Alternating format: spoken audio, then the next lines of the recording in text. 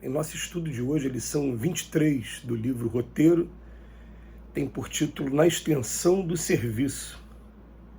Que seria do Espiritismo se não guardasse finalidades de aperfeiçoamento da própria terra, onde se expressa por movimento libertador das consciências?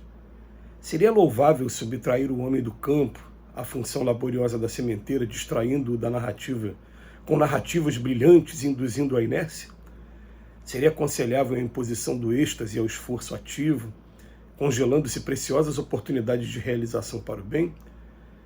Mas se nos abeirarmos do trabalhador com o intuito de estimulá-lo ao serviço, auxiliando-lhe o entendimento para que a tarefa se lhe faça menos sacrificial e favorecendo-o a fim de que descubra por si mesmo os degraus da própria evolução, estaremos edificando o bem legítimo do aprimoramento da vida e da coletividade. De que valeria a intimidade do homem com os espíritos domiciliados em outras esferas sem proveito para a existência que lhe é peculiar?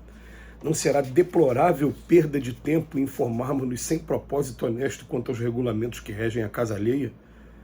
Se a criatura humana ainda não pode dispensar o suprimento de proteínas e carboidratos, de oxigênio e vitaminas, se não pode prescindir do banho e da leitura, por que induzi-la ao ocioso prazer das indagações sem elevação de vistas? Atendamos, acima de tudo, ao essencial. É curioso notar que o próprio Cristo, em sua imersão nos fluidos terrestres, não cogitou de qualquer problema inoportuno ou inadequado. Não se sentou na praça pública para explicar a natureza de Deus, e sim chamou-lhe simplesmente nosso Pai, indicando-lhe os deveres de amor e reverência com que nos cabe contribuir na extensão e no aperfeiçoamento da obra divina.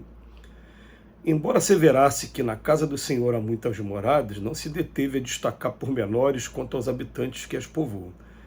Não obstante exaltar o reino celeste nele situando a glória do futuro, não olvidou o reino da terra, que procurou ajudar com todas as possibilidades de que dispunha.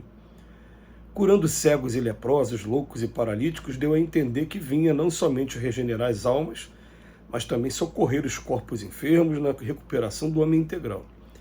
Não se contentou, porém, com isso. Em todas as ocasiões exaltou nossos deveres de amor para com a vida comum, recorre à semente da mostarda e ao dracma perdido para alinhar preciosos ensinamentos, compara o mundo à vinha imensa onde cada servidor recebe determinada cota de obrigações, consagra especial atenção às criancinhas, salientando o amparo que devemos às gerações renascentes.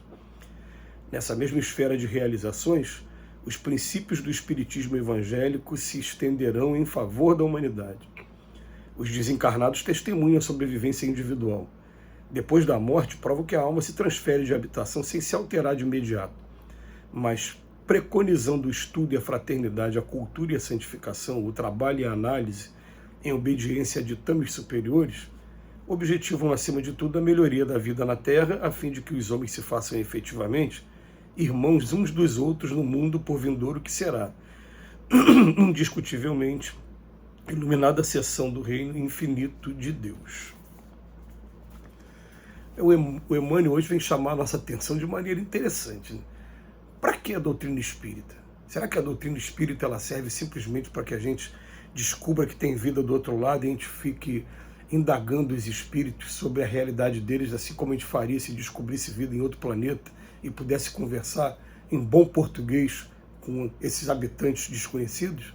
Será que é para isso que serve a doutrina espírita? Porque será que é permitido, de tempos em tempos, mas foi muito mais no século XIX para cá, permitido que os espíritos venham se comunicar com cada um de nós? Eles trazem a resposta para a gente o tempo todo.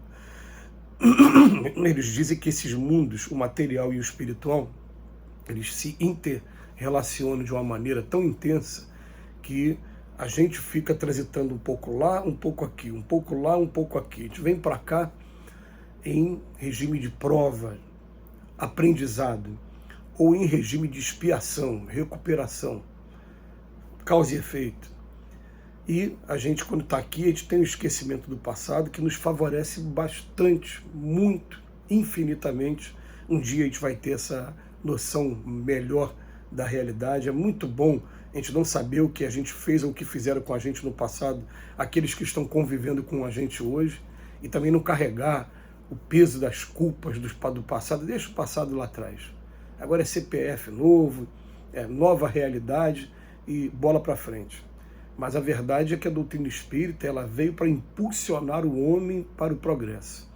E ela vem coordenada pelo próprio Cristo, e Emmanuel dedica a segunda parte do texto a falar que o Cristo em nenhum momento incentivou a gente a ociosidade ou aquela reflexão da natureza que seja improdutiva, nada disso. O tempo todo mostrando responsabilidade para cada um de nós, o tempo todo chamando, muito interessante o que o Emmanuel fala, chamando toda a natureza de nosso Pai, se chamando também de filho o tempo todo, mas com uma diferença, né? Até aquele momento, o Deus que era pregado ainda era aquele Deus que tinha que ser pregado de uma maneira muito rigorosa, o Deus vingativo, o Deus punitivo. E agora Jesus vem inaugurar uma segunda fase em que a gente começa a observar o Deus de uma outra maneira. É um Deus que é um super pai que ama todos nós e que nos oferece oportunidades de progresso a todo momento. Então a gente começa a refletir no seguinte, dentro da lição de hoje que o Emmanuel traz para a gente. O que a doutrina espírita tem feito realmente em nossa vida? Tem trazido mudanças significativas? O que a doutrina espírita ela tem feito de libertador de consciências nossas? É apenas a curiosidade? Agora chegando ao final do ano, eu estava acompanhando algumas dúvidas, algumas reflexões de amigos de diversas religiões, porque a gente participa de confraternizações, confraternização no nosso trabalho, confraternização em outros ciclos religiosos que a nossa família frequenta, e a gente começa a ver como cada um interpreta, e conforme as pessoas vão fazendo as perguntas, a gente fica engraçado. Eu acho que a resposta para essa pergunta aí, eu tenho aqui mais ou menos estabelecida para mim, estou tomando isso como filosofia de vida, porque o Espiritismo, no primeiro momento, ele vem mudar radicalmente a minha maneira de ver o mundo. Ele vem mostrar para mim que, como espírito imortal, o que eu estou fazendo aqui agora de bom, daqui a pouco eu vou atrair coisa boa, mas o que eu estiver fazendo de ruim, eu vou ter que consertar tudo de novo daqui a pouco. Eu vou para o outro lado e fico sofrendo as consequências do que eu fiz e sou obrigado daqui a pouco a retornar para poder consertar tudo. Quando a pessoa não tem essa visão, ela simplesmente destrói e que se dane, porque não vai ter retorno mesmo, fez e acabou. E a natureza que se vira, a natureza que reconstrua. Com a doutrina espírita a gente aprende que não é desse jeito. Você chega do outro lado exatamente da mesma maneira que você carregando seus vícios, carregando suas virtudes também, lamentando pelos vícios que não deixam a gente alçar voos mais altos e buscando desenvolver cada vez mais, ter a oportunidade de desenvolver essas virtudes que vão criando asas e nos franqueando a porta, carimbando o passaporte para mundos superiores, moradas mais bem-aventuradas da casa do Pai. Então, embora asseverasse que na casa do Senhor há muitas moradas, não se deteve a destacar os pormenores quanto aos habitantes que as povoam. Tem muita coisa que, até na Terra mesmo, a cultura é muito grande, mas se eu estou inserido nesse contexto social aqui agora, é porque o meu aprendizado é esse contexto social, assim como um aluno, ele tem várias matérias e ele tem que entrar no pormenor de cada matéria para obter a aprovação, para poder ir para a série seguinte. E é até interessante essa comparação da escola, ela sempre vai ser interessante, porque não é uma matéria só, são várias matérias. A gente não tem português, matemática, física, química, biologia, geografia, história, não tem isso tudo?